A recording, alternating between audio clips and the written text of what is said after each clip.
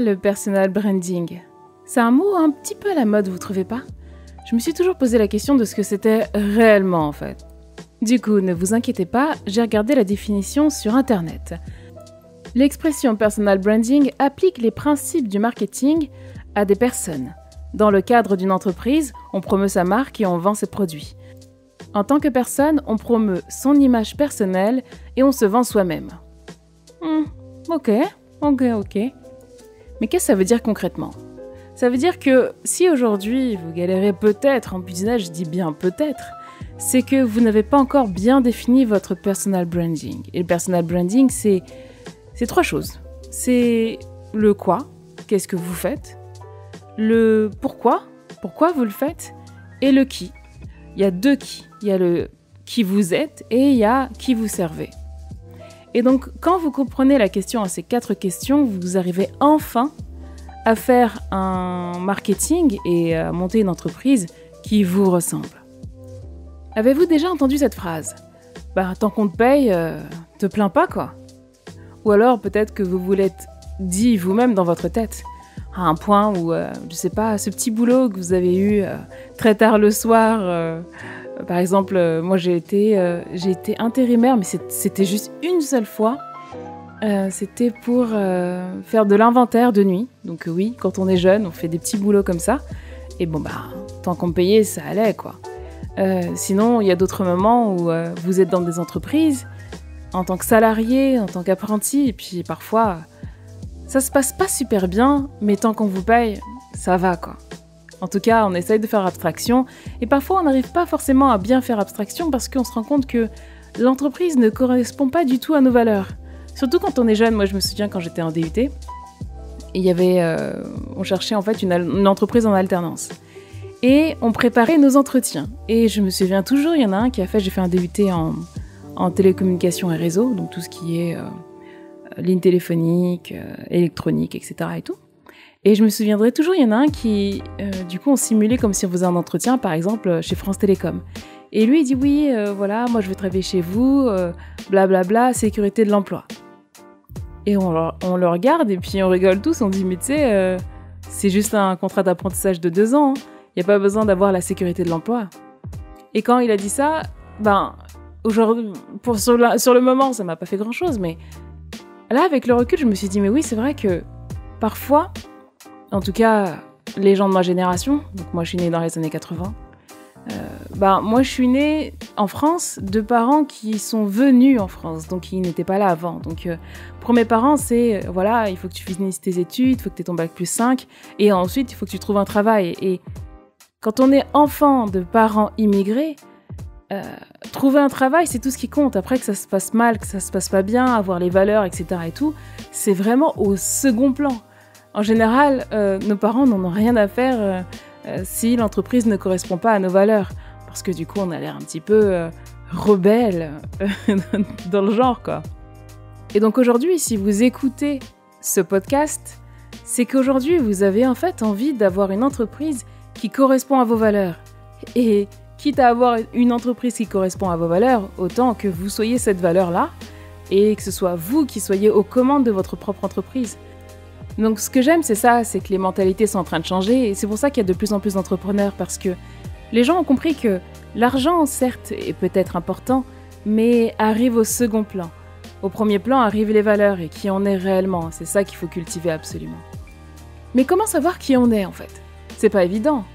Moi je me souviens au collège, donc dans les années 90, ça remonte à loin, vous voyez l'époque des Spice Girls et tout ça. J'habitais à Grigny, dans le 91, en région parisienne, et je rêvais d'être amie avec ce groupe. Il y avait un groupe de filles, un groupe de Renois, que je trouvais vachement cool et tout. Je me dis, ouais, elles ont l'air trop cool, j'ai trop envie d'être avec elles, etc. Comprenez-moi.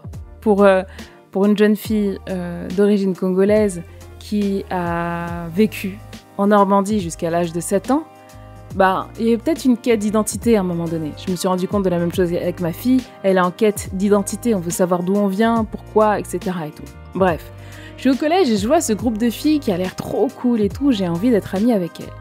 Puis je commence à me rapprocher d'elles, mais je me rends compte que ce qu'on partage ensemble, c'est pas forcément de l'amour. J'étais jamais réussi à être copine avec elle. Et les rares fois, entre guillemets, où on se parlait, il y en avait une du groupe que je détestais. Mais vraiment, je détestais. Oh, j'ai jamais détesté quelqu'un. Alors là, c'est la première fois que j'ai détesté autant quelqu'un de ma vie. Je sais plus du tout pourquoi. Il y en a une autre, en fait, on n'arrêtait pas de se vanner et se tacler, entre guillemets. Donc, le collège, je pense, a beaucoup formé mon humour et ma répartie. Donc, quand on se lance des vannes, c'est en quelque sorte des moqueries, et donc il faut savoir répondre. Et donc, du coup, j'ai su répondre. Donc, voilà, ça, je sais faire. Mais avec le recul, je me dis, mais j'étais pas malheureuse, hein, j'avais des amis. J'avais juste ce fantasme d'être amie avec le groupe de filles cool, vous voyez le truc. En tout cas, que je considérais cool. Et que j'ai découvert que, c'est juste des personnes normales. Et en fait, dans mon groupe d'amis, j'avais une Laotienne, une Portugaise, une Ougandaise, une Française, une Marocaine. Et on s'en rend pas forcément compte tout de suite. C'est avec le recul, en fait. Et plus je grandis, et plus je me dis, mais en fait, j'étais amie avec ces gens-là parce que soit on avait une histoire en commun, ou soit, si je reviens à moi, soit que j'aime tout le monde, en fait, et que je n'ai pas besoin de catégories, de communautés. Plus grande aussi, j'ai souvent été à la recherche de communautés. Communauté de femmes, communauté d'entrepreneurs, communauté de je sais pas quoi, etc. et tout. Et à chaque fois, je vais dans une communauté, donc je suis dans une communauté de growth hackers, je suis dans une autre communauté de femmes dans le growth hacking, donc là, niche down, quoi, tu vois. Et j'ai même repris les études, je suis partie dans une école qui s'appelle la Rocket School, donc j'ai été dans une communauté de business développeurs, et donc du coup, je me dis, ok, nouvelle communauté, etc. Et puis, finalement, ça me rend pas heureuse, en fait. Faire partie d'une seule communauté, c'est quelque chose qui ne me correspond pas du tout. Il y a des gens qui adorent ça, et c'est ok, qui vont se battre pour porter le drapeau d'une communauté, et je trouve ça vraiment génial. Mais en fait, moi, ce qu'il y a dans mon ADN, c'est que j'aime tout le monde, en fait. Peu importe d'où vous venez, en réalité, pour moi, le physique, le faciès, etc., ça n'existe pas. Comment expliquer ça ? En gros, on a tous une âme, c'est ce qui est important pour moi. On a tous une âme, des désirs, des aspirations. Et il y a des gens que je ne vais pas forcément porter dans mon cœur parce qu'on ne va pas forcément avoir les mêmes centres d'intérêt. Et il y en a d'autres avec qui, si, on a les mêmes centres d'intérêt, en fait. Par exemple, la dernière fois, je jouais à un jeu avec mon chéri. Comme ça, spontanément. Enfin, j'aime bien être spontanée et lancer des trucs au hasard. J'appelais ça le jeu des films. Je lui ai dit, écoute, je te donne 3 mots. Il faut que tu trouves le film que c'est. Et du coup, je lui dis quoi ? Je vais vous donner un exemple. Par exemple, si je vous dis voiture, voyage dans le temps, à quoi vous pensez ? Tic, tac, tic, tac, tic. Retour vers le futur, exactement. Et puis, on a fait d'autres jeux comme ça. Vous voulez jouer encore ? Ok. Bateau. Quand je lui ai dit bateau, il fait Titanic. Même ma fille, elle fait Titanic. Et en fait, à quoi il sert ce jeu ? C'est juste un petit jeu mignon, mais ça m'a permis en fait de pouvoir trouver ce qu'on avait en commun avec mon chéri. On a plein de choses en commun. Parfois, il pense à une chanson et puis et je sais direct. Il me fait ouais, je pense à cette chanson et tout. Je sais pas comment ça fait. Il fait tiens, écoute dans ma tête. Il fait rire quand il fait ça. Bref, complètement stupide, mais à un moment donné, ma fille met un chapeau. Vous savez, un chapeau, un chapeau d'homme. Et je la regarde, je fais « Oh, ça me fait penser à cette chanteuse-là !» Et je trouve pas. Et puis mon chéri qui me dit « Alicia Keys ?» Je fais « Non, pas Alicia Keys. Ça, c'est les années 2000. Non, en plus, années 90, MTV. » Et j'étais là et tout. J'étais en train de chercher, de galérer sur Google pour essayer de trouver le nom de cette chanteuse à qui ça faisait penser. Je dis « Oui, même Grain de beauté et tout, machin. » Et puis, pour me troller, il dit « Oui, Vanessa Domi. » Je fais « Non, pas Vanessa Domi. Voyons, c'est même pas une chanteuse. » J'ai dit « Non, cette chanteuse et tout, machin. » Et puis après... Il sort de la pièce, il revient et fait « Paula Abdul ?»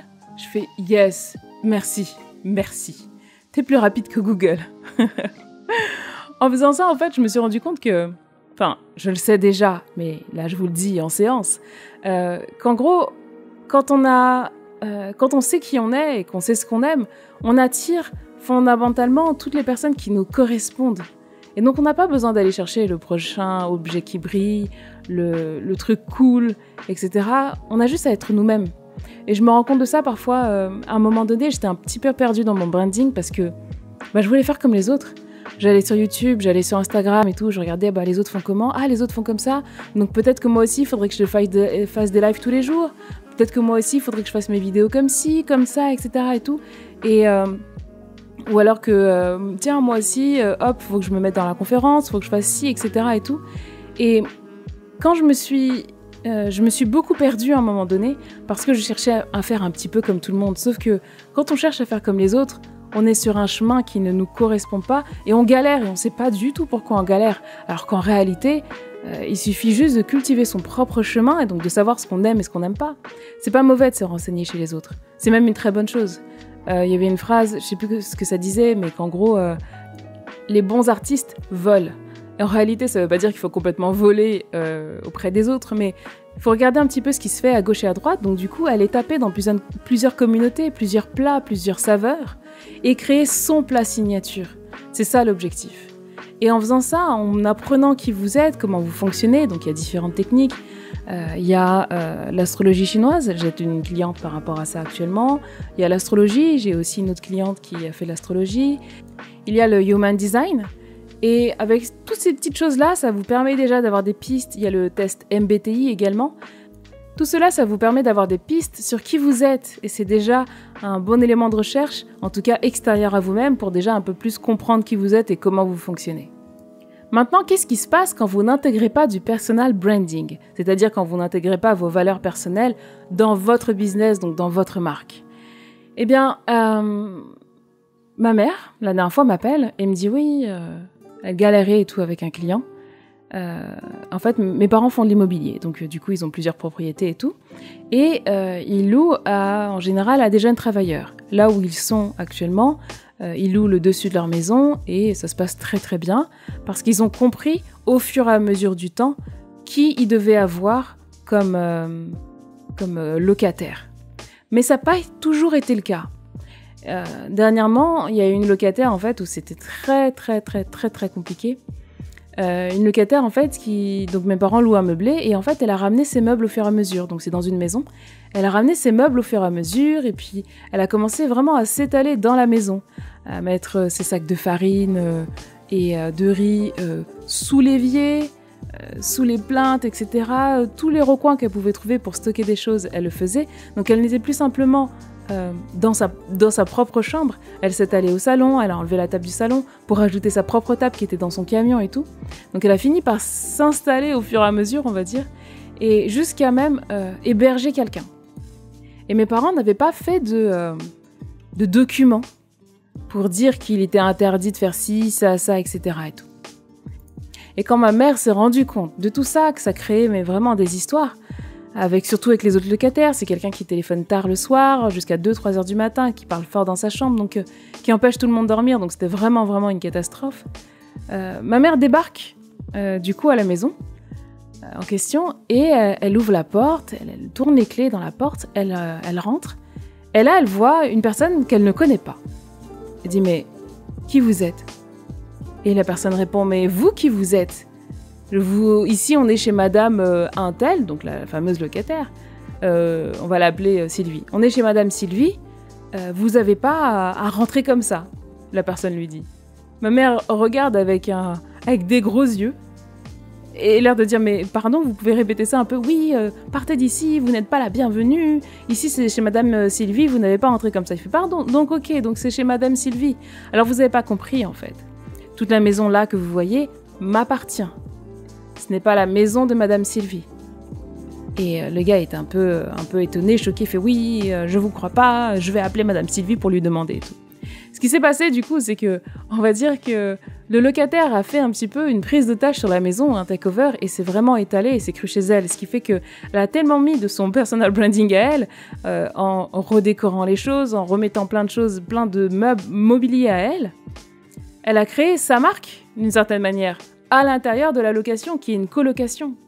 Donc en faisant ça, elle s'est imposée, et forcément, si elle héberge quelqu'un, la personne va croire « Bah, c'est chez Madame Sylvie et pas chez ma mère. » Moralité de cette histoire, quand vous ne mettez pas en place votre propre personal branding, on voit le personal branding de quelqu'un d'autre. Regardez un petit peu les personnes que vous voyez sur Internet, YouTube et tout ça, les entrepreneurs que vous suivez. Est-ce qu'il y a des entrepreneurs qui se ressemblent dans leur manière de faire, leur manière de parler, leur inflexion de voix, leur sujet de vidéo. Quand vous voyez ça, il y a toujours une origine, il y a une source. Mais vous remarquez que du coup, les personnes n'ont plus réellement un vraiment personal branding. Ils sont juste une copie d'une autre personne où vous reconnaissez trop les traits de quelqu'un d'autre dans leur branding. Au début, j'étais comme ça et je naviguais, j'avais du mal à me trouver.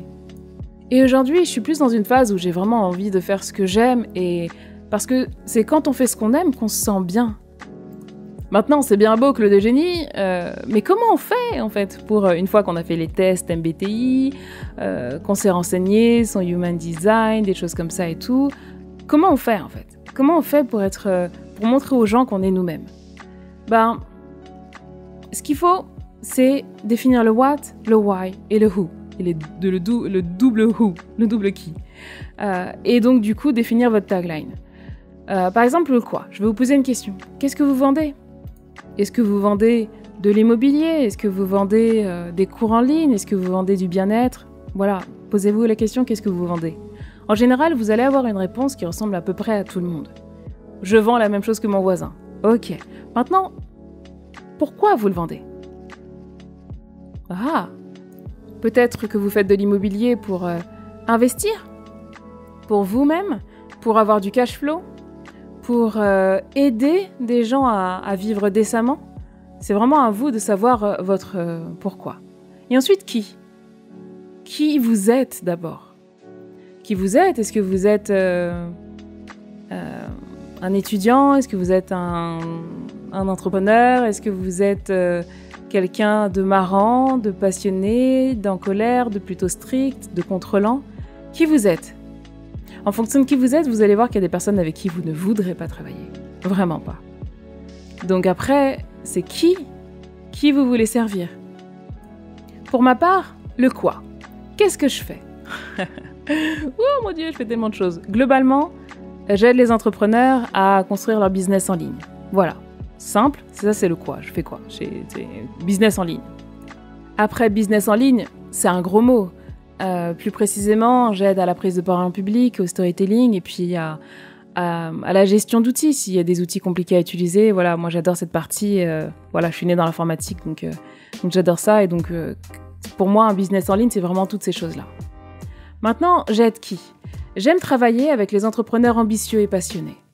Pourquoi? Parce que j'ai remarqué que les entrepreneurs qui ne sont pas ambitieux et qui ne sont pas passionnés, ils font les choses par opportunité. Encore une fois, c'est ni mauvais ni bien, hein. C'est juste que chacun son style. Et quelqu'un qui travaille par opportunité ne va peut-être pas forcément tenir le marathon. Il va pas se lever le matin en se disant « aujourd'hui je continue ». Moi j'étais dans ce cas-là, à un moment donné j'ai fait du dropshipping mais simplement par opportunité. Puis après j'ai pas continué. Ensuite, on peut un petit peu avoir du mal à se définir, à définir sa tagline, à définir qui on est, etc. Ça, c'est les premières prémices. La réalité, pour trouver tout de suite ce que vous faites, il faut répondre à la question suivante. En tout cas, il faut compléter ce texte à trous. Je suis la personne à appeler quand? Cette simple phrase est juste hyper puissante. En ce qui me concerne, je suis la personne à appeler quand vous manquez de clarté dans votre business. Donc, je vais vous aider par rapport à la stratégie. Bien sûr, il y a la partie storytelling, prise de parole, tout ça. Mais dès que vous manquez de clarté, il y a quelque chose qui ne va pas, vous ne savez pas trop quoi faire, je suis la personne à appeler, très clairement. Et pourquoi je fais tout ça? Parce qu'en fait, à la fin de la journée, un entrepreneur qui n'arrive pas à faire ce qu'il veut faire, c'est un entrepreneur qui devient triste. C'est une personne triste. Et quand on est triste, il y a une répercussion après sur qui on est, sur notre âme, sur notre interaction avec les autres. On se sent pas bien, notre conjoint ou conjointe va nous dire « Alors, ton truc là de business en ligne, ça fait un moment, on dirait que ça décolle pas ?» Des choses comme ça.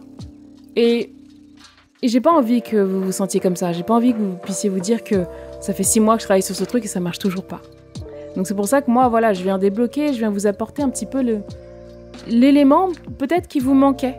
Ouais, pour vous sortir un petit peu de tout ça. Pour finir aujourd'hui, je ne vais pas vous tirer une carte, je vais vous raconter une histoire. L'histoire, c'est une histoire assez connue dans le coaching, mais ça vaut le coup de la répéter ici.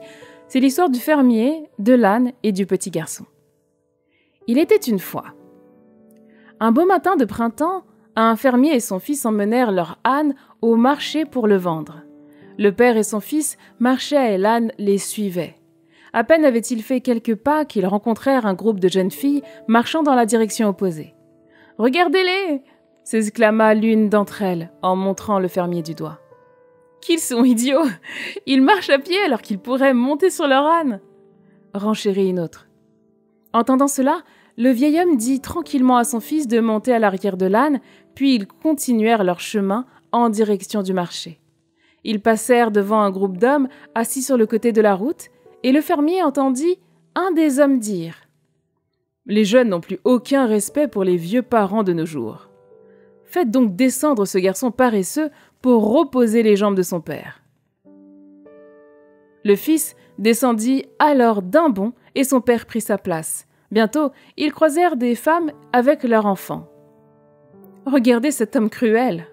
s'écrièrent-elles. « Il marche si rapidement que le petit garçon peut à peine le suivre. » Le fermier s'arrêta alors et souleva le garçon pour le mettre derrière lui. Ils continuèrent leur chemin et étaient presque arrivés au marché quand un commerçant les arrêta. « Est-ce votre âne ?» demandait-il. « Oui, » répondit le fermier. « Eh bien, je suis choqué de la façon dont vous le traitez. » ajouta le commerçant. « 2 personnes à l'arrière d'un âne, c'est trop. Il va sûrement mourir de cette façon. Vous devriez plutôt le porter. » Suite à ce conseil, le fermier et son fils descendirent de l'âne, lièrent ses pattes et le portèrent accroché à une poutre de bois. Mais l'âne refusa d'être porté de la sorte, et luttant à coups de patte, il cassa la corde qui tenait ses pattes puis tomba dans une rivière près de la route et se noya. Le fermier n'ayant rien pu faire, il retourna bredouille à la maison. L'enseignement de cette histoire est que quoi qu'on dise ou quoi qu'on fasse, les gens auront toujours quelques reproches à formuler. La nature humaine est ainsi faite. Alors œuvrons et avançons en conformité avec notre cœur. Quant aux bons conseils et au jugement d'autrui, prenons-en le meilleur et laissons-leur le reste. Pensez à vous abonner et je vous retrouve dans le prochain podcast. All I want is to go again, but you ain't picking your phone up. Why you messing my head up? Any night, any day, let me take you away. All I need is just saying yeah, yeah, yeah, yeah. Better nights, better days, when you're here with me, babe. 'Cause you're all that I crave, so I wonder.